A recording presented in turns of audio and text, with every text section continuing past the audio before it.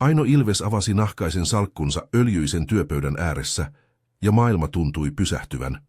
Kädet vapisivat, hän, joka oli johtanut tapaamisia kansainvälisten sijoittajien kanssa, silmää räpäyttämättä, joka oli kohdannut hallituksen kylmän jääkuningattaren tavoin, tunsi nyt sydämensä hakkaavan rintakehäänsä vasten. Jari Virtanen katsoi asiakirjoja kuin kuilua, arkkitehtonisia piirustuksia, talousennusteita, yhtiösopimuksia. Kaikki siinä, kalliille paperille painettuna, edusti mahdotonta. Helsingin paras premium-autohuolto. Virtanen nimi kultaisin kirjaimin. Puolet ja puolet kumppanuus Suomen vaikutusvaltaisimman Ilves Hotel Groupin perillisen kanssa. Oletko tosissasi? Jari kysyi, ja hänen äänensä oli särkynyt, täynnä epäuskoa ja toivoa tasapuolisesti. Hänen kovettuneet kätensä pitivät sopimusta kuin lasia, joka oli murtumaisillaan. Aino hengitti syvään, ja ensimmäistä kertaa vuosiin hän antoi naamion pudota kokonaan. En ole koskaan ollut näin tosissani. Tyttäresi opetti minulle enemmän viikossa kuin vuodet yrityselämän menestystä. Hän näytti minulle, mitä on pyytää apua häpeilemättä, rakastaa ehdoitta, elää ilman suorittamista. Sanat tulivat raakoina, todena, murtaen kuvan naisesta, joka teeskenteli pitävänsä kaiken hallinnassaan. Kulman improvisoidulla sohvalla Linnea nukkui, puiston aamusta uupuneena. Hänen enkelimäisissä kasvoissaan oli yhä jälkiä väristä piirustuksesta, jonka hän oli tehnyt Ainolle, valtava punainen auto, jossa 3 ihmistä sisällä, kaikki hymyilemässä. Tuo 4-vuotias lapsi ei tiennyt, mutta hän oli ollut mahdottoman muutoksen hiljainen arkkitehti. Minkä Jari oli aikeissa saada selville, muuttaisi kaiken. Mutta ymmärtääkseen, miten tuo hetki koitti, oli palattava 7 päivää taaksepäin ja kohtaukseen, joka käynnisti yhden epätodennäköisimmistä käänteistä, mitä Helsinki oli koskaan nähnyt. Helsingin arvostetuin autokorjaamo tuoksui moottoriöljylle ja vanhalle rahalle. Aino Ilves laskeutui punaisesta Ferrarista sellaisen eleganteen kärsimättömyyden kanssa, joka ei ollut koskaan joutunut odottamaan. Auto oli pitänyt outoa ääntä 3 päivää, ja se oli sietämätöntä. Punainen mekko maksoi enemmän kuin kenenkään työntekijän kuukausipalkka.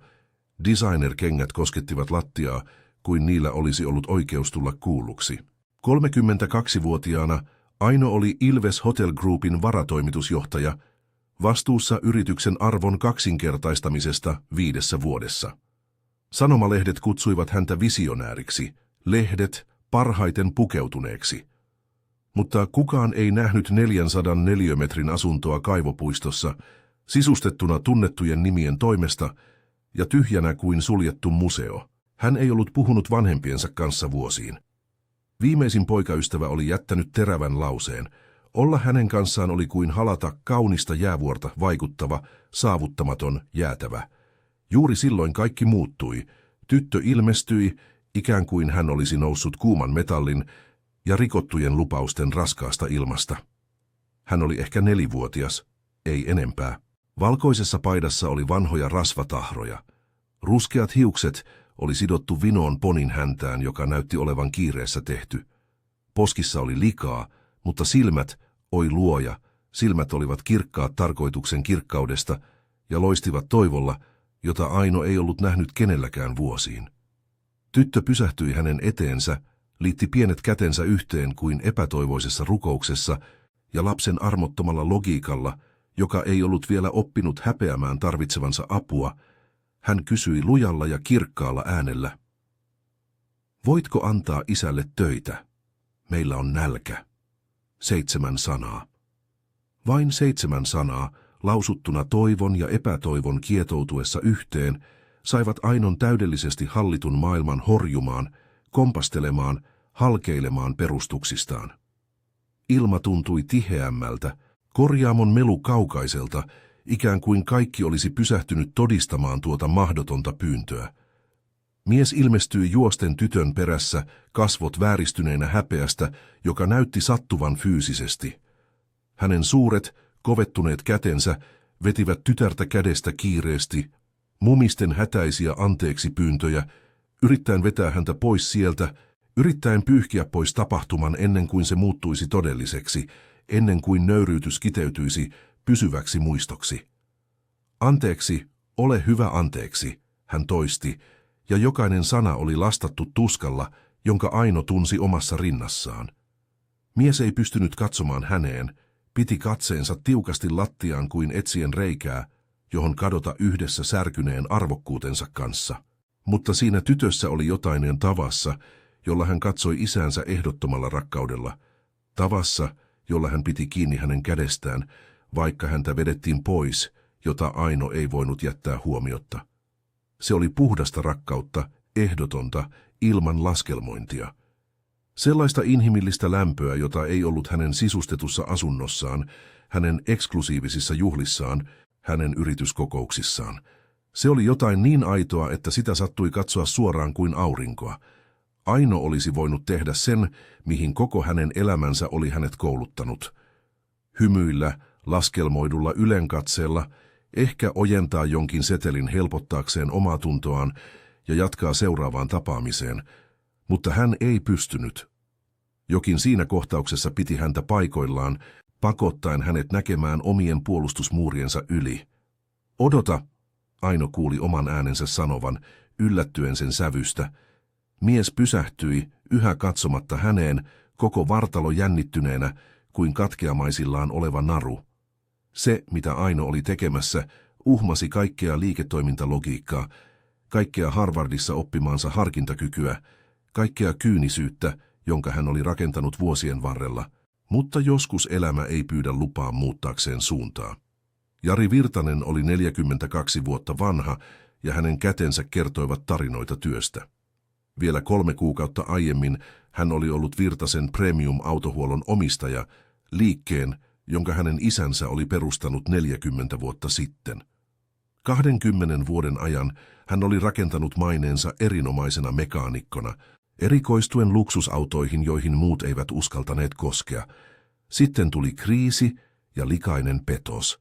Eräs kiinteistökehittäjä katosi jättäen 150 000 euron velat. Laskut vyöryivät Jarin päälle kuin lumivyöry. Pankit sulkivat ovensa juuri silloin, kun hän olisi niitä eniten tarvinnut. Hän myi kaiken, lainasi rahaa, teki mahdottomia vuoroja, mutta se ei koskaan riittänyt. Korjaamo suljettiin. Laitteet myytiin pilkkahintaan. Jäljelle jäivät vain haavoittunut ylpeys ja tytär. Linnea oli ainoa valo. Hän oli kuin äitinsä Elina, joka oli kuollut aneurysmaan tytön ollessa 1-vuotias. Siitä lähtien Jari oli oppinut olemaan isä ja äiti. Poninhäntien teko, tuttipullojen valmistus, painajaisten lohdutus, hymyileminen kahden edestä. Korjaamon sulkemisen jälkeen Jari etsi työtä kuin kaivoi verta nenästään. Hän lähetti ansioluetteloita kaikkialle Helsinkiin, soitti vanhoille kontakteilleen anellen tilaisuuksia, tarjoutui työskentelemään puolella hinnalla. Mutta talous oli armoton, korjaamot vähensivät henkilökuntaa, eivät palkanneet. Ne suosivat nuorempia, halvempia työntekijöitä, ilman vastuita, ilman pientä tytärtä tai epäonnistunutta yrityshistoriaa harteillaan. Rahat loppuivat 2 viikkoa ennen tuota kohtalokasta tapaamista. Jari panttasi kaiken mahdollisen, isänsä kellon, säästämiään työkaluja, jopa Linnean käyttämättömät lelut. Hän pyysi apua sosiaalipalveluista, mutta hänet ohjattiin loputtomaan jonotuslistaan vain 1 numeroksi epätoivon jonossa. He alkoivat olla riippuvaisia läheisen kirkon jakamista pienistä ruoka-annoksista. Jari jätti aterioita väliin, väittäen, ettei hänellä ollut nälkä, samalla kun vatsa kurni tuskallisesti ja syyllisyys kalvoi häntä sisältä, syöden häntä enemmän kuin nälkä. Tuona aamuna Jari meni Herttoniemen teollisuusalueelle. Ei töihin, miten hän olisikaan voinut ilman korjaamoa, vaan puhumaan tutulle, joka oli luvannut työtä vaikean auton parissa. Koska Linnea ei voinut jättää yksin, eikä lapsenvahtiin ollut varaa, tytär tuli mukaan. Hän pyysi tätä pysymään hiljaa nurkassa, näkymättömissä, ettei tämä häiritsisi. Mutta Linnea näki punaisen Ferrarin saapuvan, kimaltavana kuin jalokivi, ja näki elegantin naisen astuvan autosta. Tämä oli niin erilainen kaikesta ympärillä olevasta, että näytti tulevan toisesta maailmasta. Ja tyttö, lasten raa'alla viisaudella, ne jotka eivät olleet vielä oppineet häpeämään tarvetta, päätti toimia. Hänelle joku, jolla oli niin kaunis auto, voisi varmasti auttaa. Ylpeys, häpeä, luokkaerot, näille sanoille ei ollut vielä tilaa hänen pienessä päässään. Nälkä kyllä. Nälän hän ymmärsi täydellisesti. Tarvitsetko apua auton kanssa? Aino kysyi Jarilta, ja ääni oli vakaa, vaikka sydän hakkasi. Jari katsoi häneen lopulta epäilevästi ja toiveikkaasti samanaikaisesti, kaksi tunnetta sekoittuneena samaan ilmeeseen. Hän selitti, ettei hänellä ollut enää korjaamoa eikä työkaluja, ettei hän voinut tarjota muuta kuin paljasta, raakaa tietämystä. Aino katsoi hallissa ympärilleen. Siellä oli hydraulisia nostureita, roikkuvia työkaluja, riittävästi tilaa, kaikki siinä, käyttämättömänä, odottamassa osaavia käsiä. Hän otti puhelimen ja muutaman minuutin tiiviin neuvottelun jälkeen vuokrasi paikan omistajalta tilan ja työkalut viikoksi. Hinta oli absurdi, epätoivon hyödyntämisellä paisutettu, mutta Aino ei räpäyttänyt silmiään. Hän antoi korttinsa numeron epäröimättä. Hän kääntyi Jariin ja teki tälle yksinkertaisen ja suoran ehdotuksen. Viikko aikaa todistaa osaamisensa. Jos punainen Ferrari olisi täydellinen, he keskustelisivat jostain pysyvämmästä. Se ei ollut hyvän tekeväisyyttä, Aino teki sen hyvin selväksi, lähes tylysti. Se oli vaihtokauppa, hän tarvitsi osaamista ja harkintakykyä, Jari tarvitsi tilaisuuden. Jari yritti kieltäytyä loukatun ylpeytensä vuoksi, koska hän ei halunnut näyttää kerjäläiseltä, joka otti vastaan almuja. Mutta Aino katkaisi vastarinnan katseella, joka oli jo uhannut monikansallisten johtajia ja hallituksia. Hän sanoi, ettei hänellä ollut aikaa loukatulle miehen ylpeydelle. Hän teki liiketoimintaa, ei hyväntekeväisyyttä.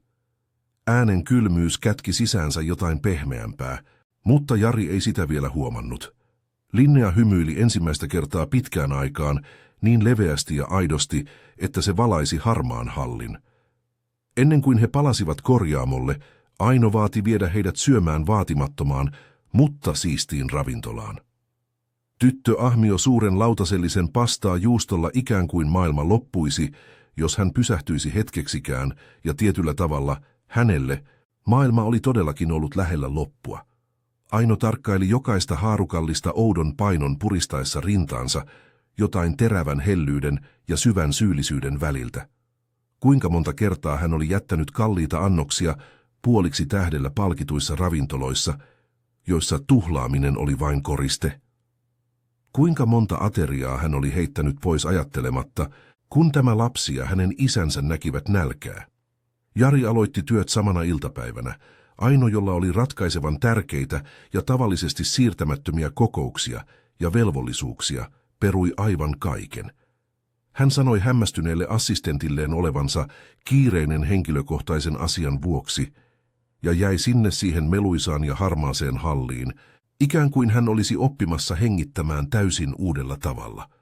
Jari tarkasteli Ferrarin moottoria lähes uskonnollisella kunnioituksella, ja Aino huomasi katsovansa taiteilijaa työssään. Kädet liikkuivat vuosikymmenten tarkkuudella, jokainen liike taloudellinen ja varma.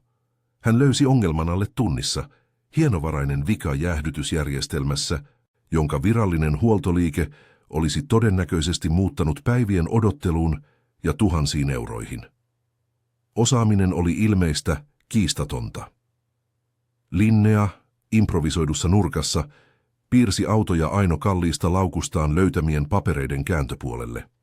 Silloin tällöin tyttö katsoi isäänsä ja hymyili, aivan kuin hänen hymynsä voisi työntää tulevaisuuden turvallisempaan, vähemmän pelottavaan paikkaan. Seuraavista päivistä tuli odottamaton tapa. Ensimmäisenä Aino tarkasti edistyksen. Toisena hän toi toisen auton. Kolmantena hän ilmestyi, koska Linnea teki hänelle piirustuksen. Neljäntenä Aino toi lounaan, lohikeittoa ja ruisleipää, ja he söivät lattialla Linnean keksiessä tarinoita.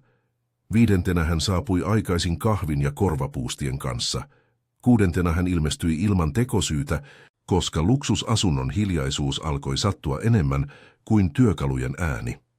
Tuossa tilassa, missä kukaan ei halunnut häneltä muuta kuin läsnäoloa, Aino nauroi aidosti ensimmäistä kertaa vuosiin. Hän tahri kalliin mekkonsa rasvasta välittämättä, istui lattialle pelkäämättä täydellisen imagonsa rypistymistä. Hän näki Jarin mekaanikon roolin ulkopuolella. Hän näki miehen, joka lauloi tyttärelleen luulessaan, ettei kukaan kuullut, joka valmisti ruokaa samalla huolella kuin kiristi ruuveja. Hän sai tietää Elinan muistonurkkauksesta kotona.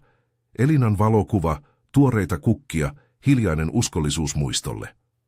Aino, joka oli saapunut kylmänä ja etäisenä, otti nyt kenkänsä pois leikkiäkseen Linnean kanssa, hyväksyen halauksia kuin oppisi olemaan olemassa. 7. päivänä kaikki muuttui.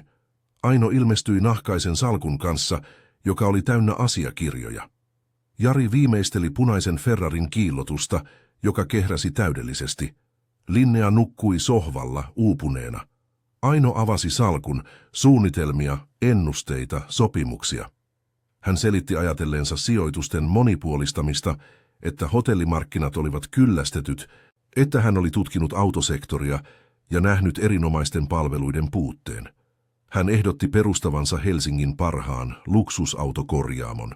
Hän panisi pääoman, Jari, tietotaidon, omistuspuoliksi, kiinteä palkka ensimmäisestä päivästä, ja korjaamo kantaisi nimeä Virtanen, koska se nimi ansaitsi taas loistaa. Jari pysyi hiljaa, odottaen temppua. Aino sanoi tutkineensa hänen historiansa, puhuneensa entisten asiakkaiden kanssa ja tiesi tarkalleen hänen ammatillisen arvonsa, ja sitten hän puhui jostakin muusta, mikä ei mahtunut sopimukseen. Jarin tytär oli opettanut hänelle 7 päivässä enemmän kuin vuodet kalliiden konsulttien kanssa. Tyttö oli muistuttanut Ainoa siitä, mitä oli pyytää apua ilman maskia, rakastaa ehdoitta, elää ilman esitystä. Hän ei luvannut ikuisuuksia, mutta myönsi haluavansa löytää, mitä heidän 3 välillä voisi kasvaa, koska ensimmäistä kertaa hän halusi jotain, mitä rahalla ei voinut ostaa. Jari katsoi Ainoa ja näki lopulta rikkaan perijättären ja voimakkaan, koskemattoman naisen, tuolle puolenaidon haavoittuvuuden, riskinoton rohkeuden ja halun rakentaa todellista. Kyyneleet, joita hän pidätteli, voittivat valuen väsyneitä kasvoja pitkin. Hän sanoi kyllä korjaamolle, mahdottomalle tilaisuudelle, uskomisen pelottavalle riskille, ja hän sanoi kyllä myös jollekin nimettömälle, joka jo lämmitti rintaa kuin kesäaurinko. Linnea heräsi juuri sillä hetkellä, ikään kuin universumi olisi halunnut todistaa. Hän katsoi 2 aikuista unenomaisin, 4-vuotiastaan viisaammin silmin ja hymyili. Tuossa hymyssä eli lasten yksinkertainen varmuus. Joskus asiat onnistuvat, joskus avun pyytäminen toimii, joskus maailma kuulee. 3 vuotta kului. Virtasen premium-autohuolto nousi viitekohteeksi luksusautoissa. Se sijaitsi kunnostetussa rakennuksessa Helsingin Herttoniemessä, nimi Virtanen kultaisin kirjaimin. 6 työntekijää työskenteli siellä, heitä kohdeltiin arvokkaasti. Odotuslista sisälsi kuuluisia nimiä, yrittäjiä, keräilijöitä. Jari johti tekniset toiminnot erinomaisesti, nyt resursseilla, jotka olivat ennen olleet vain unta. Ylpeys oli palannut valaisemaan hänen katsettaan. Aino oli jättänyt Ilves Hotel Groupin myyden osuutensa vanhemmilleen päätöksellä, joka kuohutti yritysmaailmaa.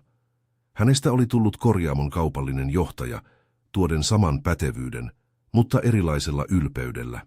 Jokainen sopimus edusti jotakin nollasta rakennettua, likaisin käsin ja avoimin sydämin. Linnea oli 7-vuotias ja rakastettu maskotti. Työntekijät ihailivat häntä, asiakkaat kysyivät hänen peräänsä. Hänen piirustuksensa koristivat vastaanottoa. Hän unelmoi mekaanikkoinsinööriksi tulemisesta, ehkä ensimmäiseksi naiseksi Formula 1:ssä. Aino ja Jari menivät naimisiin vuosi tapaamisen jälkeen intiimissä seremoniassa Sipoossa, kaukana uteliailta kameroilta. Linnea oli morsiusneito Mekossa, joka päätyi ruohotahraiseksi, kuten kaikki, mihin hän kosketti. Punainen Ferrari, joka oli aloittanut kaiken, seisoi edelleen sisäänkäynnillä, myyty symbolisesti eurolla. Kyltti kertoi, kuinka 700 kysymys oli muuttanut 3 elämää. Jari, avatessaan korjaamon joka aamu, muisti pohjakosketuksen ja kuinka oli alkanut nousta. Aino muisti jääkuningattaren, jolla oli kaikki eikä mitään, ja kuinka rasvan peittämä tyttö opetti häntä olemaan ihminen. Linnea muisti nälän ja yöt, jolloin isä valehteli, ettei ollut nälkä, ja ymmärsi, että rohkeutta oli toimia pelosta huolimatta, pyytää apua häpeästä huolimatta, uskoa kun kaikki näytti kadotetulta. Toisinaan he kolme yhdessä oppivat, että elämän kaikkein arvokkaimmat asiat eivät saavu kalliisiin lahjapapereihin käärittyinä tai kultaisin pasuunoin julistettuina.